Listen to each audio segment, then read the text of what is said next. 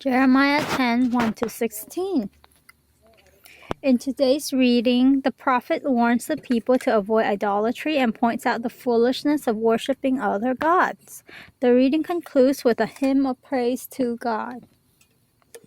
Idolatry and true worship. People of Israel, listen to the message that the Lord has for you. He says, "Do not follow the ways of other nations. Do not be disturbed by unusual sights in the sky, even though other nations are terrified. The religion of these people is worthless.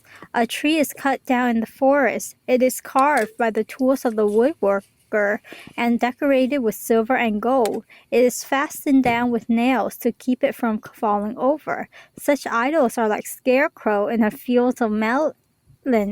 They cannot speak. They have to be carried because they cannot walk. Do not be afraid of them. They can cause you no harm, and they can do you no good. Lord, there is no one like you. You are mighty, and your name is great and powerful. Who would not honor you, the King of all nations? You deserve to be honored. There is no one like you among all the wise men of the nations or among any of their kings. All of them are stupid and foolish. What can they learn from wooden idols? Their idols are covered with silver from Spain and with gold from Uphaz, and all the work of artists. They are dressed in violet and purple cloth woven by skilled weavers. But you, Lord, are the true God. You are the living God, and the eternal King. When you are angry, the world trembles. The nations cannot endure your anger. You must tell them that the gods who did not make the earth and sky will be destroyed. You people must tell them that the gods who did not make the earth and sky will be destroyed. They will no longer exist anywhere on earth. A hymn of praise to God. The Lord made the earth by his power. By his wisdom he created the world and stretched out the heavens. At his command, the waters above the sky roar. He brings clouds from the end of the earth. He makes lightning flash in the rain and sends the wind from his storeroom. At the sight of this, people feel stupid and senseless. Those who make idols are disillusioned because the gods they make are false and lifeless. They are worthless and should be despised. They will be destroyed when the Lord comes to deal with them. The God of Jacob is not like them. He is the one who made everything, and he has chosen Israel to be his very own people. The Lord Almighty is his name.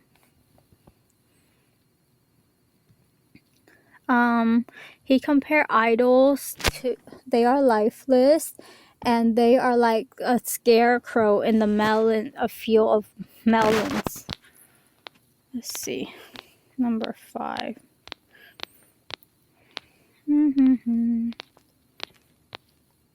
Yeah, scarecrow in a field of melons. Yes, they are. I think it's funny and true, very accurate. They're, well, not really, not even that. A scarecrow sometimes does like shoo away or cause some birds to not be afraid of it. But I mean, it's like the false god doesn't even do a little bit of that purpose. Kind of like it's a placebo effect on the people who trust it. Excuse me. The Lord is different from them. The Lord is the one who created everything. He's the master and ruler of everything. He sent down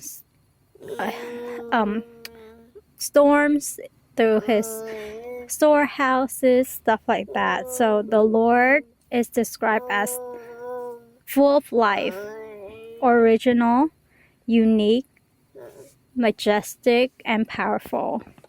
So 6 and 7 and 10. 6. The Lord is unique. He is mighty. His great and even his name is great and powerful. He is the King of all nations.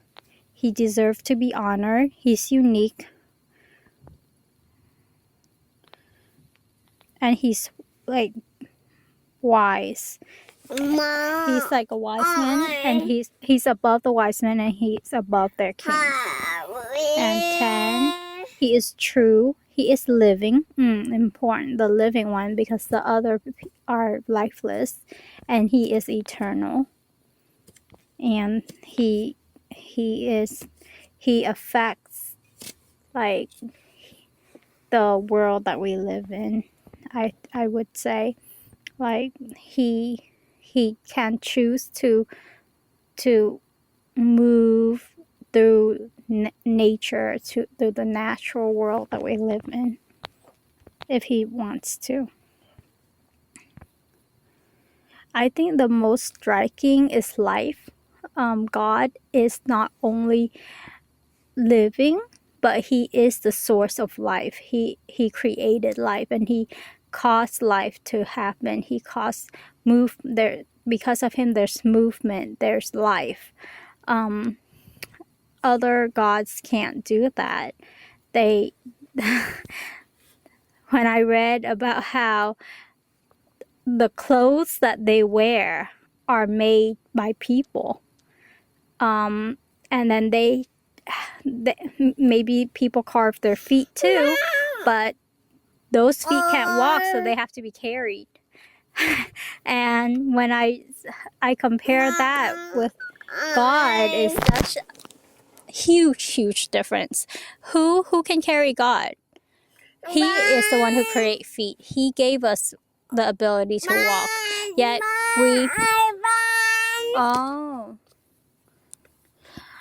so but then instead of worshiping the ones who gave us the ability to walk, we in turn carve out an idol with feet that can't walk, and we worship it and we carry it around, a lifeless idol. And it's just, I mean, like, I can, like, that's why I can understand God's heart, like, so much. When I, like, visualize those stuff in my mind, I just feel like kind of like infuriated and just indignant, and just like very, like, a lot of emotions well up in me.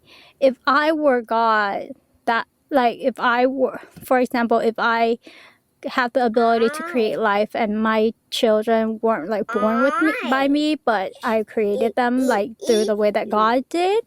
And then, so if I were their God, then, and they do that to me, I would be like, what are you thinking? So all of that. So yeah, I would feel very like frustrated if that happens to me. And so, like, and that didn't happen to God like just like once. You know, it happened to God over and over again throughout the history of humanity. And not only with one nations after nations, civilizations after civilizations. So I would feel very like, I just, when I think about that, I feel so like kind of like sorry for him that he has to go through those kind of heartache like over and over and over again. But yeah, I think life, that difference, the one and only living God, the one and only eternal God. And those are the thing that set him apart. And the other thing that set him apart is his great love and endurance and patience with people who does that to him. And how he continued to woo us, how he continued to show himself in our life, being okay with or some people outright like reject him their whole life, and he is willing to do that just so that he can save those people who chooses not to reject him, who chooses to reciprocate his love. and that is something that is the thing that has drawn me to him, and like just his heart and who he is, and that is he is unique in all those aspects. Về nhà má cho, bây giờ má mình về nhà má cho, okay?